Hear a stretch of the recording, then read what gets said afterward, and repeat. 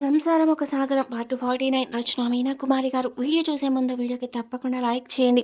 ఐసీయూలో ఉన్న సావిత్రి గారి పరిస్థితి మెరుగైంది. భర్తతో మాట్లాడాలని సిస్టర్తో బయటకు కబురు చేశారు.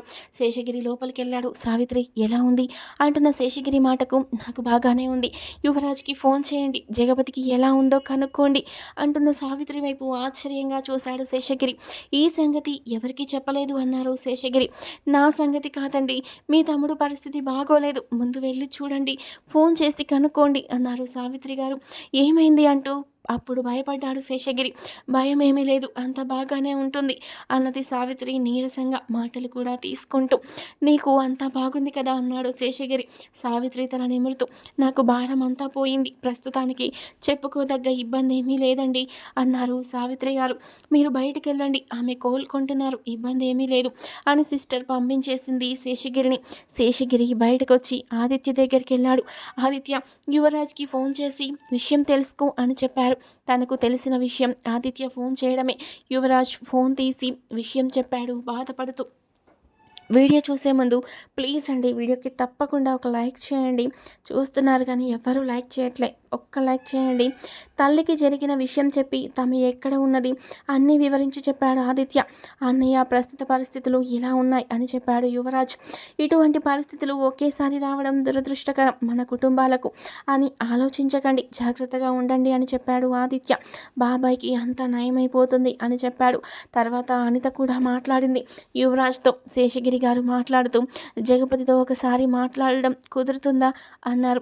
లేదు పెదనాన్నగారు, ఆయన ఐసీయూలో ఉన్నారు, సీరియస్ కండిషన్లో, ఆయనకు ఇంకో ఆపరేషన్ చేయాల్సి ఉందట, మెంటల్గా డిస్టర్బ్గా ఉన్నారట, అందుకే ఐసీయూలో పెట్టారు అని అక్కడ జరిగిన విషయాలన్నీ చెప్పాడు వివరంగా యువరాజ్. అసలు అతను ఎవరు, ఎందుకు పొడిచాడు అంటూ ఆశ్చర్యంగా అడిగాడు శేషగిరి. తెలియదు పెదనాన్న, నాకు తెలిసి నాన్నగారికి విరోధులు లేరు, అందరికీ ఏ విషయంలోనూ సమాధానం చెప్పుకోవాల్సిన పరిస్థితులు కల్పించుకోలేదు నాన్నగారు, అయినా కూడా మంచితనం కూడా ఒక తప్పే కదా పెద్దనాన్నగారు అన్నాడు యువరాజ్. అవును అది నిజమే, మరి అమ్మ పరిస్థితి ఎలా ఉంది అన్నాడు శేషగిరి. అమ్మ ఏదేదో మాట్లాడుతుంది పెద్దనాన్నగారు, అయితే అంత భయపడుతున్నట్లు కనిపించడం లేదు, అలా ఆమెను మాటల్లో పెట్టింది అత్త, అత్త ఉండగా భయం ఉండదు అన్నాడు యువరాజ్ ధైర్యంగా. అవును, వరలక్ష్మి ఉండగా ఏ బాధ ఉండదు ఎవరికి అనుకున్నాడు శేషగిరి. ఉత్తమురాలైన ఆడపడుచు అండ ఉన్న నా తమ్ముడు కుటుంబానికి ఆమె దేవతల రక్షణగా ఉంది, కానీ అదే ఆడపడుచుగా ఉంటూ ఆలోచన లేకుండా లేనిపోని కష్టాలు కొని తెచ్చింది భూలక్ష్మి అని అనుకున్నాడు బాధగా శేషగిరి. సావిత్రి పరిస్థితి అంత నార్మల్గా ఉండేసరికి అమ్మను మేము చూసుకుంటాం నాన్నగారు, బాబాయ్ దగ్గరికి ఒకసారి వెళ్ళి రండి అని చెప్పింది అనిత. వారికి అన్ని జాగ్రత్తలు చెప్పి కావలసినవన్నీ అమర్చి బయలుదేరుతున్న శేషగిరి గారితో నేను వస్తాను ఉండండి నాన్న అంటూ ఆదిత్య బయలుదేరాడు. పెద్ద నాన్నగారు వస్తున్నారు అన్న ధైర్యం కలిగింది యువరాజ్కి. తరుణ్ కూర్చొని ఏడుస్తూ ఉన్నాడు మైథిలికి చెబుతూ. అసలు ఏంటి ఇలా ఎలా జరిగింది, ఏమీ అర్థం కావడం లేదు అంటూ బాధగా కూర్చుంది మైథిలి. శ్రీకాంత్ గారు స్నేహితుడిని చూసి బాధపడిపోయారు. మైథిలిని ఓదార్చాడు ఆమె భర్త. వాళ్ళందరూ అక్కడ కూర్చొని ఉండగా జాహ్నవి వచ్చింది. ఎందుకు అందరూ అలా ఉంటారు, 2 రోజులు నేను లేకపోతే రకరకాలుగా అయిపోయింది ఇల్లు అని అనుకుంటూ భర్తను చూడడానికి వెళుతుంది జాహ్నవి. అమ్మ అమ్మ తట్టుకోలేరు అంటూ తరుణ్ జాహ్నవి దగ్గరికి రాబోతుంటే, లేదు విషయం తెలియాలి అమ్మకు, నాన్నను చూడాలి, అమ్మ మాటల వల్లే నాన్నగారిలో చలనం వస్తుంది అన్నాడు యువరాజ్. ఐసీయూ దగ్గరికి వెళ్ళి నేను ఆయనని చూడాలి అన్నది సిస్టర్తో జాహ్నవి. ఐసీయూలోకి వెళ్ళే టైం అయిపోయింది మేడం అన్నది సిస్టర్. ఏంటి నువ్వు మాట్లాడేది, భార్య వస్తే చూడనివ్వరా భర్తను, మిగిలిన వాళ్ళంతా వెళ్ళి చూడొచ్చా అంటూ కోపంగా అడిగింది జాహ్నవి. ఇన్నాళ్ళు ప్రశాంతంగా ఉన్న జాహ్నవిలో ప్రశ్నించడం మొదలైంది. ఇక ఏ ఇబ్బందులు ఉండవు అనిపించింది వరలక్ష్మికి. అది కాదు మేడం అంటున్న సిస్టర్ని, పద నీ మీద డాక్టర్ గారికి చెప్తాను, డాక్టర్ గారు మాకు బాగా తెలుసు అసలు మా ఆయన అంటే ఎవరనుకున్నావు అన్నది జాహ్నవి. ఆ మాటలు విన్న మరొక సిస్టర్ డాక్టర్ గారికి తెలియజేయడంతో ఆమెను వెళ్ళనివ్వండి, లోపలకు ఆమె వెళ్తేనే మంచిది అని చెప్పి పంపించారు డాక్టర్ గారు. లోపలికి వెళ్ళిన జాహ్నవి జగపతి వైపు చూసి ఆశ్చర్యంగా భరించలేక ఏడ్చేసింది. అయినా నాకు బుద్ధి లేకపోతే మీరైనా కానీ ఎక్కడికి వెళ్ళేది, నువ్వు ఇక్కడే ఉండాలి అని గట్టిగా అనడం తెలీదా మీకు? ఎందుకు పంపించారు నన్ను? ఇప్పుడు ఎందుకు ఇలా జరిగింది? అసలు ఎవరు చేశారు మిమ్మల్ని ఇలా? మీకు ఏమీ కాదు, భయపడకండి అని చెబుతున్న జాహ్నవి మాటలు జగపతి చెవుల నుండి లోపలికి వెళుతూ అపస్మారక స్థితిలోకి వెళ్ళబోతున్న పరిస్థితికి గోడలా అడ్డుపడ్డాయి. దూరంగా వెళ్ళిపోతున్న చీకటి గుహల్లో దారి తెలియక ప్రయాణిస్తున్న అతని అంతరాత్మ వెనుతిరిగి చూసింది ఆమె మాటలకు. అసలు మీకోసం ఎవరొచ్చారు? ఎందుకొచ్చారు? ఇలా ఎందుకు చేశారు? అలా చేస్తున్నప్పుడు మీరు ఇలా ఎలా ఉన్నారు? 4 పోట్లు పొడిచేదాకా ఏం చేస్తున్నారు? అంటున్న జాహ్నవి మాటలకు జగపతి అంతరాత్మకు రూపం ఏర్పడడం మొదలుపెట్టింది. అలా ప్రశ్నిస్తున్న జాహ్నవి ఏడుస్తూనే ప్రశ్నిస్తోంది. నాకు తెలియకుండా తప్పు చేశారు అని వెళ్ళానే కానీ మీకు ఈ విధంగా జరగాలని నేను అనుకోలేదు. నేనుంటే మీకు ఇటువంటి పరిస్థితి వచ్చేది కాదు. ఆ కత్తి తీసుకున్న వాడిని నేనే కర్ర పెట్టి కొట్టేదాన్ని అంటున్న జాహ్నవి మాటలకు చీకటి దారిలో చిన్న వెలుగు కనబడింది. అంతరాత్మను శోధించే పరిశోధనలో నేను అన్నం తినలేదు, ఏమీ తినలేదు, టాబ్లెట్లు వేసుకోలేదు. ఎవరు వేస్తారు నాకు? మీరు వేయనిదే నేను ఒక్క టాబ్లెట్ కూడా వేసుకోను. ఎందుకు అలా పడుకొని ఉన్నారు? నా మీద కోపం వచ్చిందా మీకు? అంటూ అడుగుతున్న జాహ్నవి మాటలు మామూలుగా పనిచేయడం లేదు. జగపతి మానస అయోమయ గమ్యంలో 1000 విద్యుత్ దీపాలు వెలిగించినంత కాంతులు ప్రసరిస్తున్నాయి. జాహ్నవి, నువ్వు నా కోసం వచ్చావా? నేను ఎక్కడికి వెళ్ళలేదు, వచ్చేస్తున్నాను నీ కోసం. నువ్వు నన్ను తిట్టాలి, కొట్టాలి, అయినా కూడా నువ్వు కావాలి, నువ్వు కావాలి, అలగాలి, అయినా నువ్వే కావాలి. నువ్వు ఒక్కదానివే ఉంటే చాలు, జీవితకాలం బ్రతికేస్తాను. వచ్చేస్తున్నాను జాహ్నవి, నీకోసం వచ్చేస్తున్నాను వెనక్కి. నేను సమాధానం చెప్పుకోవాల్సిన వ్యక్తులు ఎవరైనా ఉంటే అది నువ్వు ఒక్కదానివే అంటూ జగపతి అంతరాత్మ సరైన దారిలోకి, గమ్యం తెలిసిన మార్గంలోకి వెనక్కి తిరిగి వచ్చేస్తుంది. టిఫిన్ చేయలేదంట, తిండి తినరా? నేను లేకపోతే అన్నీ బాగానే ఉన్నాయి, కానీ మరి నాకు తెలియకుండా ఇన్ని తప్పులు ఎప్పుడు జరిగాయి? నాకు తెలియకపోవడానికి కారణం అసలంటూ మీరు చెప్పాల్సిన విషయం ఉంది కదా, ఏమీ చెప్పకుండా మౌనంగా ఉంటే నేను ఊరుకోను అంటూ జగపతి పాదాల మీద పడిపోయి ఏడుస్తూ ఆమె కన్నీటితో అతని మనోఫలకాన్ని అంటిన కల్మషాన్ని కడిగేస్తోంది. జగపతి పాదాల్లో చిన్న కదలిక, ఆయన కళ్ళ వెంట నీరు ధారలా కారిపోతోంది. అదేమీ తెలియని జాహ్నవి అలాగే ఏడుస్తూ ఉంది. లేవండి, నాకు విపరీతంగా ఆకలేస్తుంది. ఎవరిని అడగను, పిల్లల్ని కూడా నేను అడగను, పిన్నిని కూడా అడగను. మీరు పెడితే పెట్టండి, లేకపోతే లేదు. ఎవరు పెట్టినా మీరు చెప్పందే నేను తినను. జగపతి చెవిలో ప్రతి మాట ఆనందంగా వినిపిస్తుంది. అతని గుండెల్లో కదలికలు సరైన స్థితికి వస్తున్నాయి. అతని మెదడు ఆనందంతో పనిచేస్తుంది. ఎవరి మాట వినబడితే అతనిలో ప్రతి అంగుళం ఆనందంతో పొంగిపోతుందో, ఎవరి స్పర్శకు అతలోని ప్రాణం ప్రతిసారి చిగురు వేస్తుందో ఆ జాహ్నవి స్పర్శ, ఆమె అమృతమైన ఆ మాటలు అతనికి అంత చేరువలో ఉండేసరికి జగపతి ఆరోగ్య విషయంలో చాలా మంచి మార్పు వచ్చేసింది. బయట నుండి గమనిస్తున్న సిస్టర్ డాక్టర్ గారికి చెప్పింది విషయం. లోపలికి సిస్టర్ వచ్చేసింది. దయచేసి మీరు కొంచెం పక్కకి ఉండండి మేడం అన్నది జాహ్నవితో. నేనెందుకు ఉండాలి? మా ఆయన ఇలా పడుకుంటే నాకు నచ్చలేదు, నేను లేపి తీరుతాను అన్నది జాహ్నవి కోపంగా. ఇంతలో డాక్టర్ గారు నవ్వుతూ వచ్చారు లోపలకు. జాహ్నవి, మంచి పని చేశారు, మీరొకసారి పక్కకుంటే జగపతి గారు తొందరగా మేల్కొనేలాగా నేను చేస్తాను తప్పకుండా అంటూ నవ్వుతూ చెప్పారు డాక్టర్ గారు. ఈ సిస్టర్ నన్ను లోపలికి రానివ్వలేదు సార్, అందరినీ పంపించింది అంటున్న జాహ్నవి వైపు చూసి, నీలా పసితనం వీడకుండా ఉండాలంటే జగపతి రాజుగారు లాంటి భర్త ఉంటేనే సాధ్యపడుతుంది. ఈ పడుకున్న వ్యక్తి మహోన్నతమైన శక్తి, అతనిలో ప్రాణం నువ్వే. శ్మశానవాసి అయిన ఆ మహాదేవుని దరిచేరేగల శక్తి ఒక పార్వతీదేవికి మాత్రమే ఉంది. మీరిద్దరూ ఆది దంపతులు లాంటి వాళ్ళు అని మనస్ఫూర్తిగా అనుకున్నారు ఆ మహాదేవుని భక్తులైన ఆ డాక్టర్ గారు. కాళ్ళలో కదలికొచ్చింది. హార్ట్ బీట్, బీపీ అన్నీ పల్స్ రేట్ మొత్తం కరెక్ట్‌గా వచ్చేసాయి. చాలా మంచి పని చేశారు మేడం. మీ భర్త గారికి మీరే ప్రాణం పోస్తున్నారు. రియల్లీ వెరీ వెరీ గ్రేట్ అన్నారు డాక్టర్ గారు చాలా సంతోషంగా. జగపతికి ఏవో 4 ఇంజెక్షన్ చేశారు. లోపలికి వెళ్ళిపోయి బయటకు రావడానికి డిస్టర్బ్‌గా ఫీల్ అవుతున్న అతని మనసు బయటకు వచ్చేలా డాక్టర్ గారు, జగపతి గారు, జాహ్నవి గారు వచ్చారు. లెగండి అన్నారు డాక్టర్ గారు. డాక్టర్ అంటూ బలంగా మాట్లాడుతున్నారు జగపతి. జాహ్నవి, జాహ్నవి నేను వచ్చేసానండి అంటూ గట్టిగా మాట్లాడింది జాహ్నవి. వెళ్ళవద్దు అని చెప్పకపోవడం మీదే తప్పు, నాది కాదు. నా దగ్గరకు వచ్చి నా చెవి పట్టుకొని వెళ్ళకు అని మీరంటే నేను వెళ్ళేదాన్ని కాదు అంటున్న జాహ్నవి మాటలు జగపతి చెవుల ద్వారా అతని మనసులోకి చేరి ఆనందంతో ఆయన పెదవులు కళ్ళు తెరవకుండానే విచ్చుకున్నాయి. ఆ ముఖంలోని సంతోషం కొట్టొచ్చినట్లు కనిపిస్తుంది.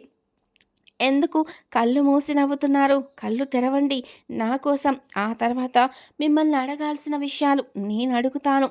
ఇంటికెళ్ళాక ఇక ఊరుకోను. నేను ఇదివరకులా నాకు చాలా తెలివొచ్చింది మిమ్మల్ని అంటున్న జాహ్నవి మాటలకు సిస్టర్కి నవ్వు వచ్చి పక్కకు తిరిగి నవ్వుకుంటూ ఉంది. డాక్టర్ గారికి ఆనందం కలిగి తన పేషెంట్ హృదయ కదలికను గమనించుకుంటూ సంతోషపడుతున్నారు. భార్య మాటలు వింటున్న జగపతి ముఖంలోని ఆనందం కొట్టొచ్చినట్లు కనబడుతుంది. వీడియో చూసే ముందు ప్లీజ్ అండి వీడియోకి ఒక్క లైక్ చేయండి. ఆయన కన్నులు తెరుచుకోవాలి అనుకుంటున్నాయి. ఆ కన్నుల ముందుగా చూడాలి అనుకుంటున్నది మాత్రం ఆయన భార్యను, జాహ్నవిని. జాహ్నవి నువ్వు నా ముందే ఉన్నావా అంటూ ముద్దుగా మాట్లాడారు జగపతి. మీ ముందుగానే ఉన్నాను. అయినా మీకు కనిపించకూడదు, మీకు వినిపించకూడదు, దూరంగా ఉండి ఎన్నో చేయాలి అని వచ్చాను. కానీ కుదరలేదు నాకు. ఇప్పుడు కనిపిస్తున్నాను చూడండి. మీ మీద కోపం వచ్చిన మాట నిజమే, కానీ మీరు తెచ్చిన చీర కట్టుకున్నాను. ఈ చీర కట్టుకున్నప్పుడు మీకు చాలా ఇష్టం కదూ అని మనసులో ఉన్నమాట ఏమాత్రం బిడియం లేని పసిపాపలా చెబుతున్న జాహ్నవిని చూసి అక్కడున్నవారు సంతోషించారు. ఒక రకంగా ఆ అనుబంధాన్ని చూసి ఆశ్చర్యపోయారు. కళ్ళు మెల్లగా తెరిచారు జగపతి. ఏదో తెలియని బాధ, సంతోషం కలగలిపిన నవ్వు ఆయన ముఖంలో తాండవించింది. వెళ్ళాను అని నన్ను ఏమీ అనకండి అంటున్న జాహ్నవి వైపు చూసి, టాబ్లెట్ వేసుకున్నావా అంటున్న భర్తను చూసి, తరుణ్ వేశాడు. వాడికి వేయడం చేత కాదండి. ఎందుకు? చాలా చదివాడు. ఏమీ చదవకపోయినా మీరు నయం. చేదుగా ఉంది. యాక్ గొంతులో ఒక పక్కకు విసిరేశాడు. అది వేరే పక్కకు వెళ్ళి నోరంతా చేరిపోయింది అంటున్న జాహ్నవిని చూసి నవ్వుకున్నాడు జగపతి. వారిద్దరిని చూసి ఈ రోజుల్లో మీలాంటి ఆది దంపతులు కళ్ళకు కనిపిస్తారా అన్నట్లు మనసు లోపల దండం పెట్టుకుంది అక్కడే ఉన్న సిస్టర్. ఎన్నో ఏళ్ళైనట్టుగా జాహ్నవి మొహాన్ని చూస్తూ ఆమె తల మీద చెయ్యి వేసి, ఏమిటి ఈ ముఖమంతా ఇలా వాచిపోయి ఉంది, కళ్ళు ఎర్రబడ్డాయి ఎందుకమ్మా అంటున్న జగపతి మాటలకు ఒక్కసారిగా జగపతి చేతులు పట్టుకొని ఏడ్చేసింది జాహ్నవి. ఒక్కసారిగా మీలాంటి అబ్బాయి వచ్చి నా ఎదురుగా నిలబడి మీ కొడుకుని అని చెప్తే నాకు బాధగా ఉండదా? అదేలే మిమ్మల్ని ఇంటికి వెళ్ళాక చెడామడ 4 దులిపేస్తాను కోపమంతా దాచుకుని. అప్పుడు అడుగుతాను మిమ్మల్ని. నాకు అడగడం చేత కాదు అనుకోకండి. అయ్యో పిచ్చి ముఖాన్ని. వెళ్ళకుండా అప్పుడే అడగాల్సింది మిమ్మల్ని. ఇలా జరిగి ఉండేది కాదు. సరేలే అవన్నీ మనం ఇంటికెళ్ళాక మాట్లాడుకుందాం అంటున్న జాహ్నవి వైపు చూసి సిస్టర్ ముసిముసిగా నవ్వుకుంటూ జగపతికి ఉన్న కొన్ని ప్లాస్టర్లు తీస్తూ ఉంది. ఇదిగో అమ్మాయి, ఎందుకలా నవ్వుతున్నావు? ఏం తెలుసు నీకు అని జాహ్నవి సిస్టర్ వైపు చూసి బొంగమూతి పెట్టుకుంది. వస్తున్న నవ్వు ఆపకుంటూ ఉన్న సిస్టర్ ప్లాస్టర్ లాగేసరికి అబ్బా అన్నారు జగపతి. చిన్నగా లాగు. నా వైపు చూసి నవ్వుతూ అలా గట్టిగా లాగేసావే, బాగా నొప్పి ఉందా? ఏమండి మాట్లాడరా? నవ్వుతూ ఉంటారు మీరు. అలాగే ఏమీ తెలియనట్లు ఉంటే ఇలాగే చేస్తుంది సిస్టర్. అప్పుడు తరుణ్ పుట్టాక ఆపరేషన్ చేయించుకున్నప్పుడు కూడా అక్కడ ఉన్న నర్సు నన్ను అలాగే బాధ పెట్టింది. అందుకే నాకు తెలుసు. అసలు నన్ను మిమ్మల్ని చూడడానికి మాట్లాడనివ్వలేదు ముందు ఈ సిస్టర్, అందుకే నాకు కోపంగా ఉంది ఈమె మీద అని చెబుతున్న జాహ్నవి వైపు చూసి ఏమీ మాట్లాడకుండా ముచ్చటగా నవ్వుతుంది ఈ సిస్టర్.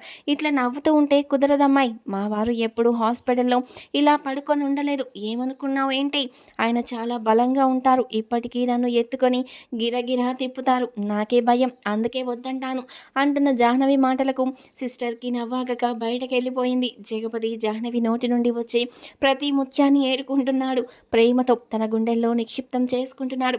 జాహ్నవి బుగ్గలకు అంటిన కాటుక మచ్చను చూస్తూ తుడుస్తూ ఉన్నాడు జగపతి. పిల్లలు వచ్చారు చూడడానికి, తల్లిదండ్రుల ప్రేమను చూసి ఆ ప్రేమకు గుర్తుగా జన్మించిన తమ పుట్టుకకు ఆనందపడ్డారు. నాన్నగారు ఎలా ఉంది అన్నాడు యువరాజ్. బాగానే ఉంది, అమ్మేమైనా తిన్నదా అంటున్న జగపతి వైపు చూసి మైథిలి ఏడుస్తూ తండ్రి పాదాల దగ్గర కూర్చునుంది. ఎందుకు నాన్న, బాగానే ఉందిలేమ్మా అంటూ నీరసంగా అన్నారు జగపతి.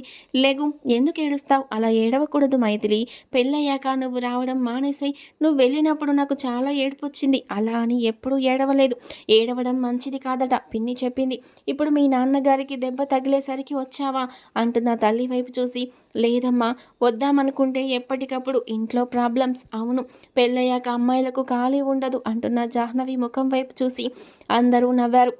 యువరాజ్ తరుణ్ ఇద్దరు కూడా నాన్న ఇప్పుడు బాగానే ఉందిగా అంటూ అడిగారు. బాగానే ఉందిరా అన్నారు జగపతి. చిన్నవాడికి బిల్ల వేయడం రాదు, పెద్దవాడు అసలు ఏమీ వెయ్యలేదు నాకు అన్నది జాహ్నవి.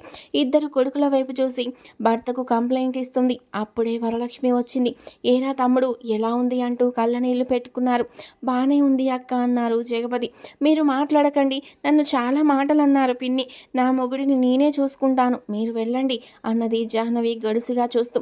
మాటలు నేర్చావు, ఏమైనా మాట్లాడతావు ఇప్పుడు అన్నది వరలక్ష్మి వచ్చే నవ్వు దాచుకుంటూ. అవును, మా ఆయనకు ఇక నేను వదిలిపెట్టాను, ఆయనకు ఎలా ఉందో అని నేను చూసుకుంటాను, మీకు ఏమి ఇబ్బంది లేదు, మీరు వెళ్ళి దేవుడి దగ్గర కూర్చోండి, మీ భక్తి మళ్ళీ తగ్గిపోతుంది అన్నది జాహ్నవి కోపంగా. తరుణ్ నవ్వుతూ ఏంటమ్మా ఎప్పుడు లేనిది అత్తతో అలా మాట్లాడుతున్నారు అన్నాడు. ఏం లేదురా, మీ అత్త ఎలా అంటే అలా మాట్లాడింది ఇందాక నన్ను, అయినా నువ్వు చిన్నవాడివి, నీకెందుకు పెద్దవాళ్ళ విషయాలు అంటూ కోపంగా చూసింది జాహ్నవి. జగపతి వరలక్ష్మి వైపు చూసి నవ్వాడు. దేవత లాంటి మనసు ఉన్నది అక్క నీకు, ఎటువంటి పరిస్థితిని ఏ రకంగా ఉన్నా కూడా దాన్ని మంచి వైపు మళ్లించడానికి నువ్వు చేసిన కష్టం నేను మర్చిపోలేను అని మనసులో అనుకుంటూ అక్కకు దండం పెట్టుకున్నాడు మనసులో. సరేలే, మా అక్కతో మాట్లాడను అన్నాడు జగపతి నవ్వుతూ జాహ్నవి వైపు చూస్తూ. అలా ఎలా అంటారు మీరు, మీరు చిన్నపిల్లలా ఏంటి, మనకన్నీ కూడా పిన్ని కదా, ఎన్నో మంచి చెడ్డ నేర్పించి మనం ఈరోజు ఆనందంగా ఉన్నామంటే దానికి కారణం పిన్ని కదూ, అవన్నీ మర్చిపోతారా, అయినా పిన్ని అన్నది నన్ను, నేను కరిగిపోలేదు, మీరు నా ప్రాణం, మీరు అలా అనడం ఏమీ బాగోలేదు, పిల్లలు కూడా చెడిపోతారు, మీ మాటలు విని పెద్ద చిన్న లేకుండా తయారవుతారు అన్నది జాహ్నవి పిల్లల ముగ్గురు వైపు చూస్తూ. జగపతికి నవ్వాగడం లేదు, కానీ కత్తిపోట్లున్న గాయాలు విపరీతంగా బాధను మెలిపెడుతున్నాయి, అందుకే నవ్వుతున్నా కన్నీళ్ళు వస్తున్నాయి జగపతికి. వరలక్ష్మి వచ్చేనా వాపుకుంటూ. అవును, చిన్నప్పుడు ఈ తరుణ్ గాడు 2 సార్లు కొరికాడు వాళ్ళమ్మ బుగ్గను, అప్పుడే పళ్ళు వస్తున్నాయి వాడికి, దురదతో అలా చేస్తున్నాడు, నన్ను కొరకవద్దు అని ఒకసారి చెప్పానా, రెండోసారి కూడా కొరుకుతావా నన్ను అంటూ తరుణ్ బుగ్గ మీద జాహ్నవి కూడా కొరికింది అంటూ నవ్వుతూ చెప్పింది వరలక్ష్మి. అవును, అప్పుడు చాలాసేపు ఏడ్చాడు తరుణ్, నేను కూడా ఏడ్చాను, జరిగింది యువరాజ్ వెళ్ళి పిన్నితో చెప్పాడు. అప్పుడు పిన్ని ఆ రోజు నాకు మొట్టికాయ వేశారు అంటే అందరికీ నవ్వాగలేదు. శాన్వి తెగ నవ్వేసింది. మీ అమ్మ నాకు పిచ్చ పిచ్చగా నచ్చేస్తుందిరా, ప్రతి విషయానికి ఏ తల్లి తన పసివాడి బుగ్గ మీద కొరికి ఉండదు ఇంతవరకు అని గుసగుసగా తరుణ్ చెవిలో చెప్పి నవ్వుతుంది శాన్వి. ఏ బుగ్గ మీద కొరికారు ఆంటీ అంటూ నవ్వుతూ ఉంది శాన్వి. శాన్వి, నువ్వేం నవ్వాల్సిన అవసరం లేదు, అయినా నేను ఏ బుగ్గ మీద కొరికాను నీకెందుకు, నువ్వు కూడా అదే బుగ్గ మీద కొరుకుతావా, నేను ఊరుకోను అన్నది జాహ్నవి బుంగమూతి పెట్టుకొని చూస్తూ. యువరాజ్ మైథిలి నవ్వుతూనే ఉన్నారు. తరుణ్కైతే అసలు నవ్వాక జాహ్నవి భుజం మీద వాలిపోయి నవ్వుతున్నాడు. అబ్బా లేవరా, చాలా బరువున్నావు అన్నది జాహ్నవి ఇబ్బందిగా. అంతే, అందరూ ఒకటే నవ్వులు. మా విషయాల్లో కూడా అమ్మేమైనా చేశారా అంటూ అడుగుతున్న యువరాజ్ మైథిలి మాటలకు చెప్పుకోవాలంటే చాలా ఉన్నాయి, అవన్నీ ఇంటికెళ్ళి మాట్లాడుకుందాం, ఇక్కడెందుకు, హాస్పిటల్లో దిష్టి తగులుతుంది అన్నది జాహ్నవి. బాధ భరించలేకపోతున్నాడు జగపతి. నర్స్ వెళ్ళి డాక్టర్ గారికి చెప్పొచ్చింది. వెంటనే ఆపరేషన్ చేయాలి, వారిని పక్కకు తప్పించాలి, యువరాజ్ని పిలువు అన్నారు డాక్టర్ గారు. డాక్టర్ గారు చెప్పిన విషయానికి యువరాజ్ వచ్చి అమ్మ ఒకసారి బయటకి రండి అందరూ ఒక పక్కన కూర్చుందాం. నాన్నగారికి చక్కగా గాలాడాలి. ఎవరి మాటలు వినపడకూడదు. తలనొప్పి వస్తుందట అన్నాడు యువరాజ్. ఇతర దేశాలు వెళ్ళావని గొప్పగా చెప్పక్కర్లేదు. ఆ డాక్టర్ గారి గదిలోకి వెళ్ళావు కదూ, ఆయన ఏదో చెప్పారు, అందుకే నువ్వు మమ్మల్ని ఇక్కడి నుంచి పంపించాలనుకుంటున్నావు అన్నది జాహ్నవి కోపంగా. జాను, బయటకి వెళ్ళి కూర్చోమ్మా, పిల్లలను తీసుకెళ్ళు, వాళ్ళకేమీ తెలియదు కదా, నువ్వే చెప్పాలి అన్నారు జగపతి నవ్వుతూ. అవును, నాకే తెలుసు, పదండి అందరూ బయటకి అన్నది జాహ్నవి. అందరూ బయటకి నడిచాడు. తమ్ముడు, జాహ్నవిని నేను తిట్టలేదురా అన్నది వరలక్ష్మి కన్నీళ్లతో. అక్క, నాకు తెలుసు నువ్వెప్పుడు ఎందుకు ఎలా మాట్లాడతావు. మీ తమ్ముడికి చెప్పక్కర్లేదు. నువ్వు అమాయకురాలైన భార్యను ఇచ్చిన భగవంతుడు 3 పిల్లల్ని ఇచ్చి నా కుటుంబానికి తల్లిగా నిన్ను ఇచ్చాడు. లేకుంటే మా పరిస్థితి నాకు తెలియదా అక్క. ఇంత మనశ్శాంతిగా వ్యాపారాలు ఇలా పెంచాను అంటే ధైర్యం నువ్వు కదూ. ఏమీ ఆలోచించకక్క, వెళ్ళు కూర్చో. జగపతి మనసులో ఇంకేమీ పెట్టుకోకుండా, ఆపరేషన్కి భయపడకుండా జాగ్రత్తగా వచ్చేరా, వాడి సంగతి తర్వాత చూద్దాం అన్నారు వరలక్ష్మి గారు. ఏం పర్వాలేదక్క, మీరంతా నా వెనక ఉండగా నన్ను ఎవరు ఏ రకంగానూ ఏమీ చెయ్యలేరు అన్నాడు నవ్వుతూ జగపతి. వీడియో చూసే ముందు వీడియోకి తప్పకుండా ఒక లైక్ చేయండి. ఇలా చెప్తున్నానని ఏమనుకోకండి, కాకపోతే ఒక్కరు కూడా లైక్ చేయట్లేదు. జగపతి వైపు చూసి కళ్ళు తుడుచుకొని జగపతి తలను ఒకసారి నిమిరి తను తెచ్చిన కుంకుమ పెట్టి బయటకు నడిచారు వరలక్ష్మి. వెంటనే సిస్టర్లు, కాంపౌండర్స్ వచ్చి జగపతిని స్ట్రక్చర్ మీద పడుకోబెట్టుకుని ఆపరేషన్ థియేటర్లోకి తీసుకెళ్ళిపోయారు. జగపతికి ఎలా ఉంటుందనేది కామెంట్ చేయండి. వీడియో నచ్చితే లైక్ చేసి సబ్స్క్రైబ్ చేసుకోండి. Thank you for watching.